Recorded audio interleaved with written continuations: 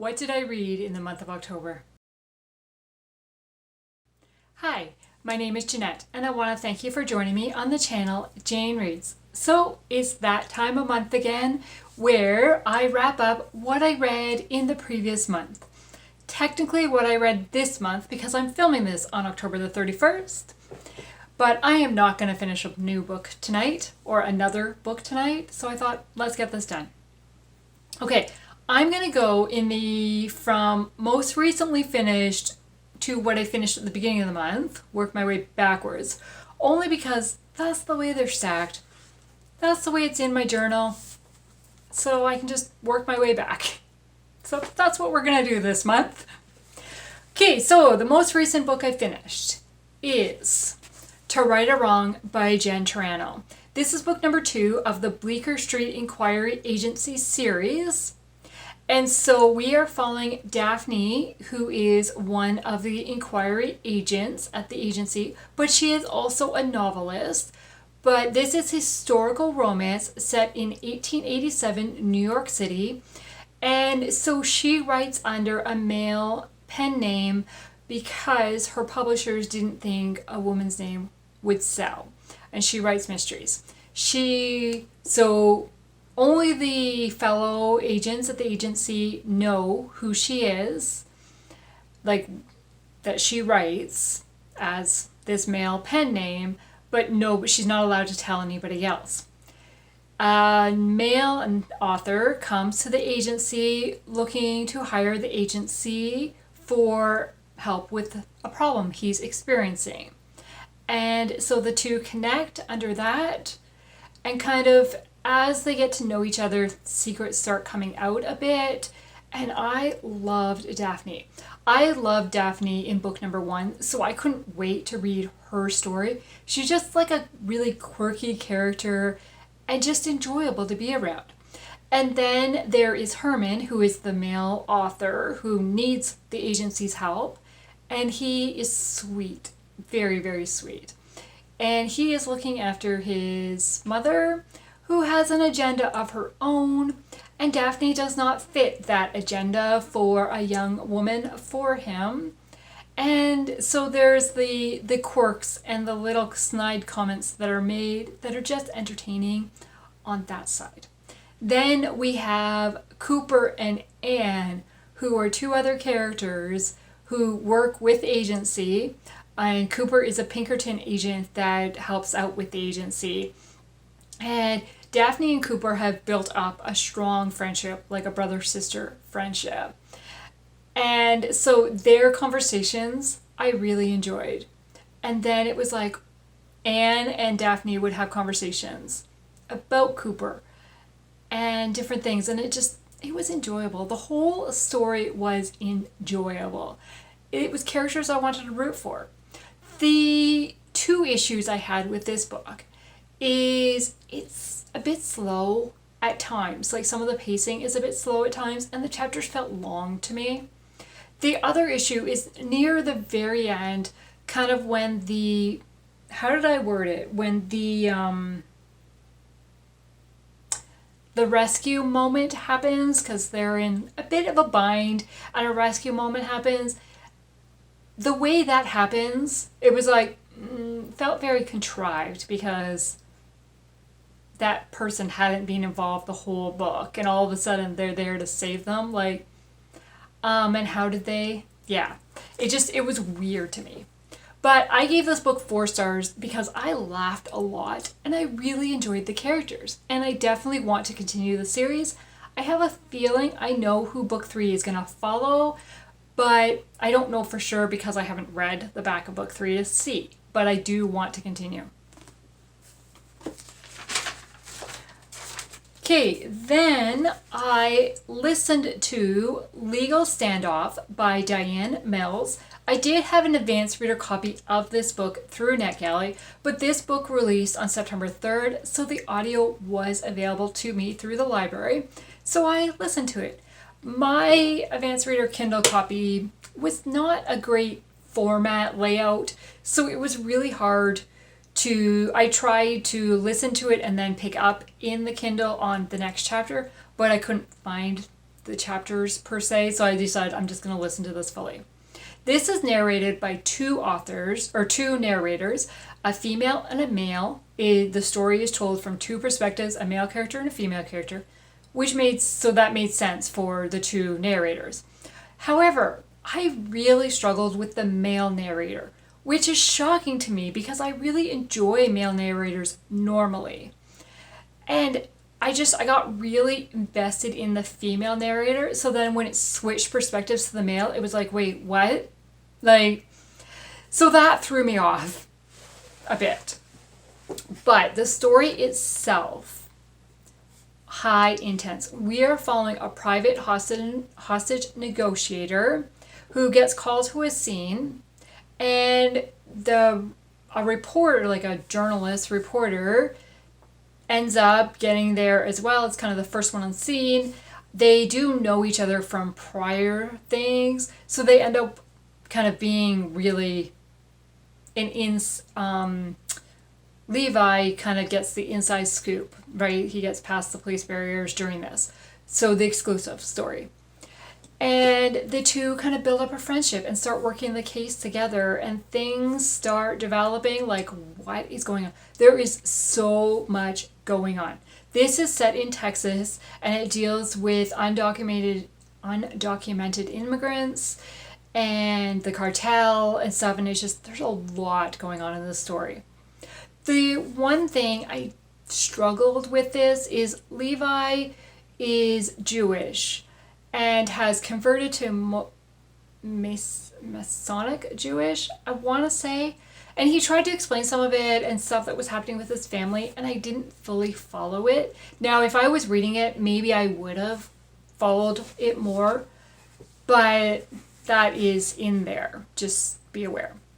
And then the main female character is also dealing with a health challenge and kind of a health scare throughout it. So her focus is kind of really split between the two.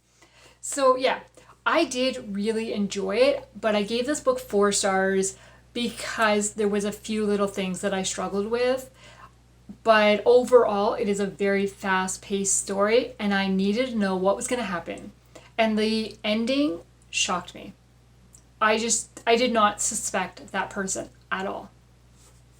Okay, then we've got Big Apple Atonement by Carolyn Miller. This is book number 5 of the original 6 hockey romance series. And this was my favorite of the month. I really enjoyed this book.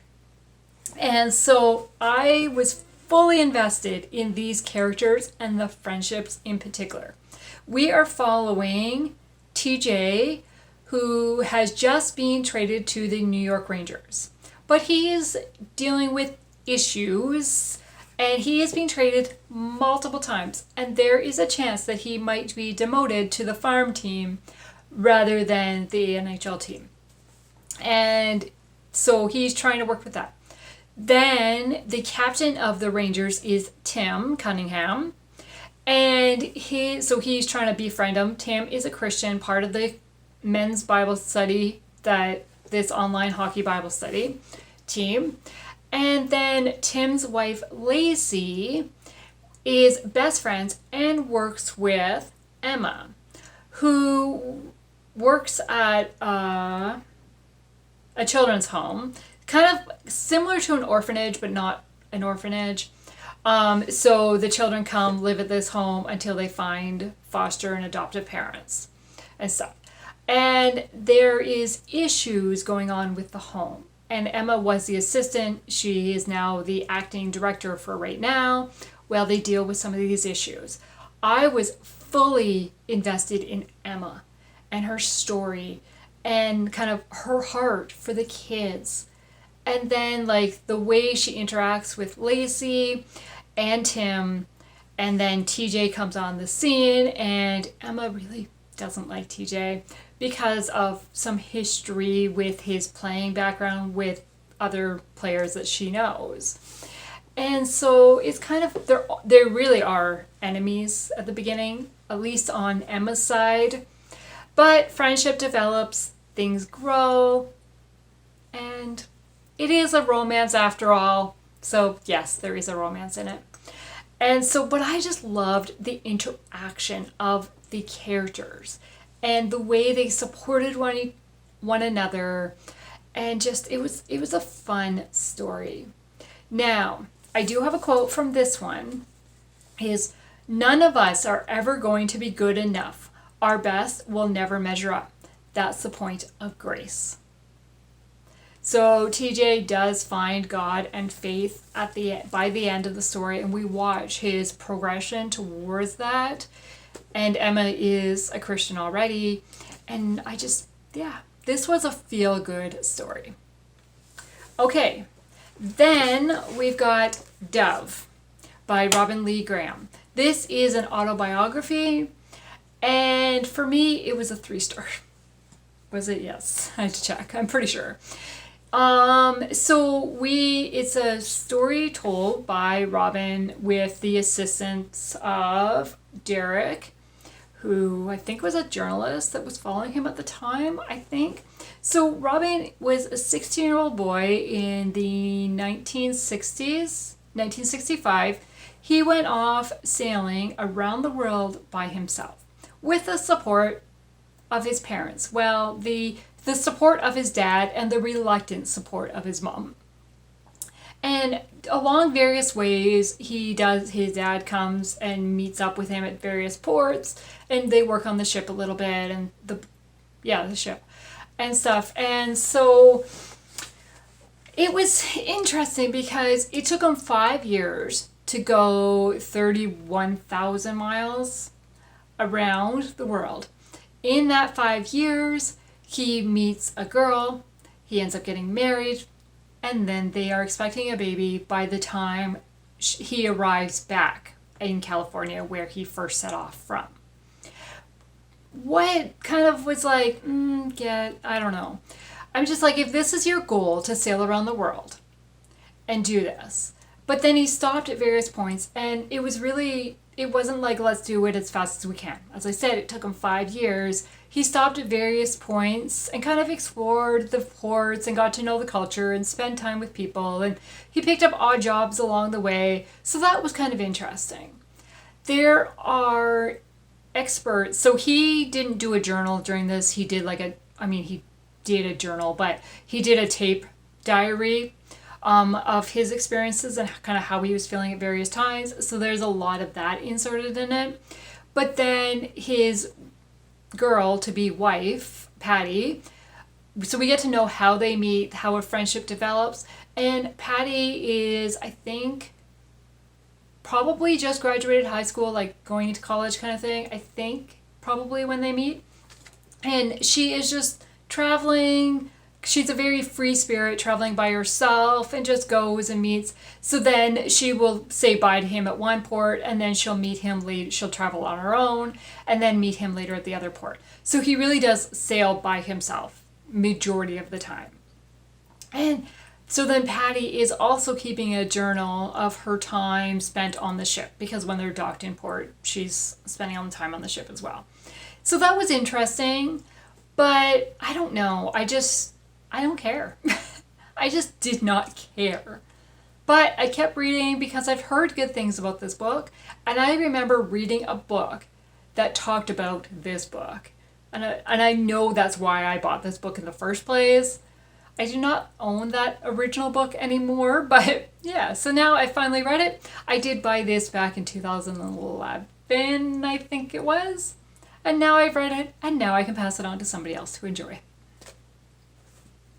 Okay, then I've got Reclaiming Nick by Susan May Warren. This is book number 1 of the Noble Legacy series, and we are following Nick Noble. He has he had an argument with his father and family, and left and went out on his own as soon as he graduated high school. And now it's 10 years later, I think, 10 years later, his father has passed away. He comes back to the ranch to claim his inheritance and to make sure that who was his best friend at the time doesn't get a portion of the ranch, because a portion has been left to, I just lost his name, Cole. But Cole was part of this falling out that happened and stuff. And so Nick comes back for revenge. And his sister has been running, Steph has been running the ranch for years. And when the dad took sick, and for years. And Cole has been assisting at the ranch as well for a number of years. But Nick doesn't know this kind of background story. And so that is why the father left. Or part of the reason why the father left some of the ranch to Cole and his wife Maggie, who happens to be Nick's ex-girlfriend. Yeah. So there's kind of a messy family drama a bit, especially between Maggie, Cole, and Nick. And as the story progresses, you're starting to realize more and more. And it's like, oh, this is just getting messier, because then it's a very messy family situation. Secrets are being kept by multiple people.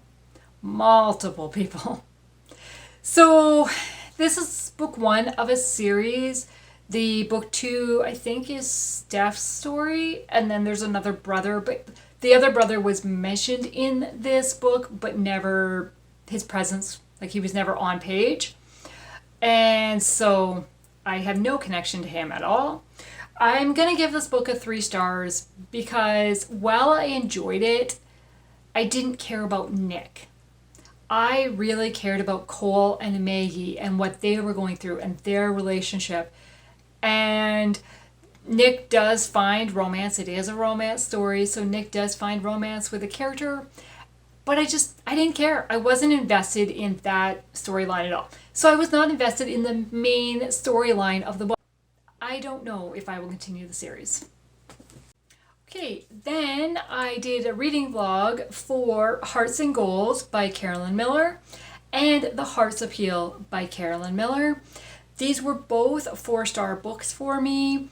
I'm not going to really talk about them in this because I talk about them in the reading vlog, so I will just link that below. And they, as I said, they're both 4 stars. They were both a continuous series for me. Yeah. If you want more information about them, check out the reading vlog.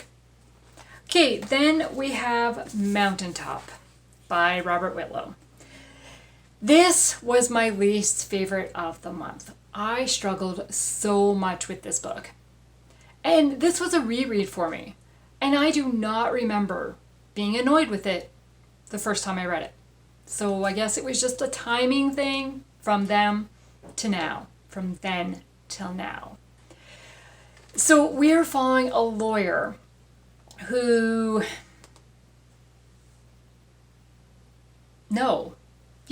We're following a lawyer who has turned a minister. And so he has got a church and everything, and then he gets approached to take on a case from somebody who has ended up in jail.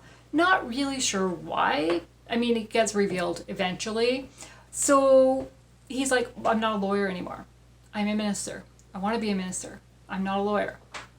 But after much kind of pressure, kind of contemplation and stuff, he ends up taking the case pro bono, and things start building. But there's a lot about dreams and how the dreams are interpreted, or knowing things through dreams, like things are revealed to you through dreams.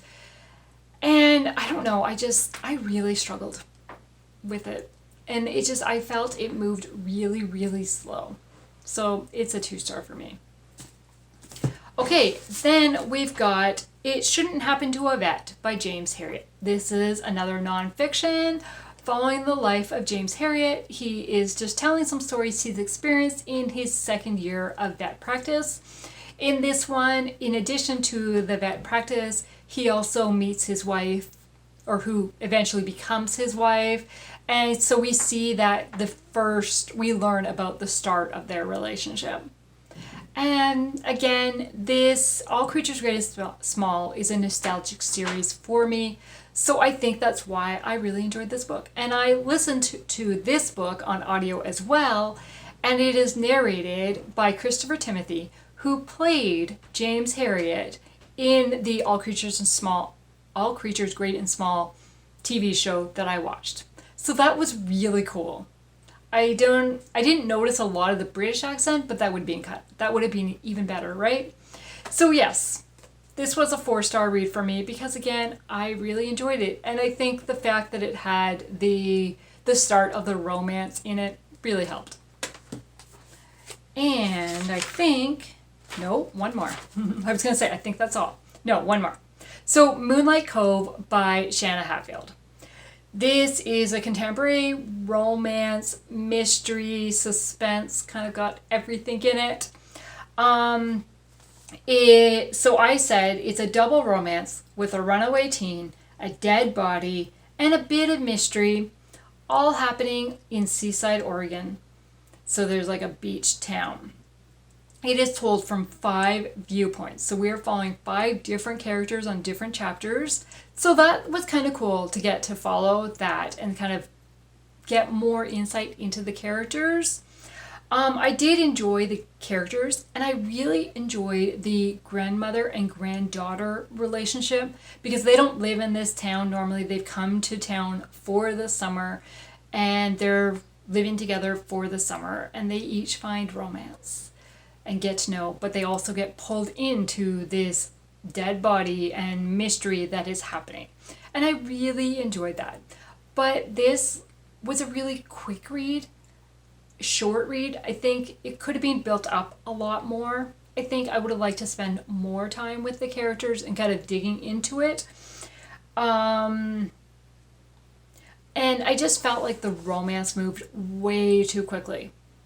So you don't even know each other, and then like it's a forever relationship in months, like 2 months maybe, if that. And we're talking a grandmother who has lost a husband and stuff. So yeah, so this was a 3-star read for me. This was a disappointing Shanna Hatfield read for me, but not all of them can be great, right? There's always going to be 1 or 2 that are disappointments. So that is what I read in the month of October. I read a total of 10 books, so I have these ones physically, and then the rest were on my Kindle.